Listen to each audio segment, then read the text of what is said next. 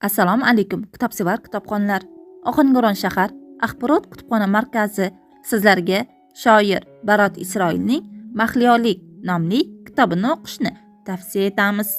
Shoir Barot Isroil 40 yildan oshiqroq adabiyot gulshanida qalam tebratib o'zining 15 dan oshiqroq kitoblarini nashrdan chiqardi. U ajoyib asarlar muallifi bo'lishi bilan birga xalqimizning ma'naviy boyligiga aylanib, sevilib tinglayotgan mustaqil yurt sadosi, Nastarin, yurt qadri, Tingla diyor, Oq oltin va Ohangaron o'lani singari o'nlab qo'shiqlar yozgan ijodkordir. Shoir bir she'rida: bir kichik she'rim bor, mag'zin chaqabil.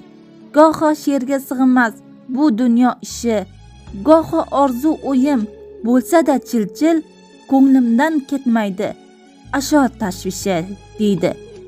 Ushbu kitobga shoirning 40 yildan oshiqroq davr mobaynida yozilgan asarlari saralanib jamlangan.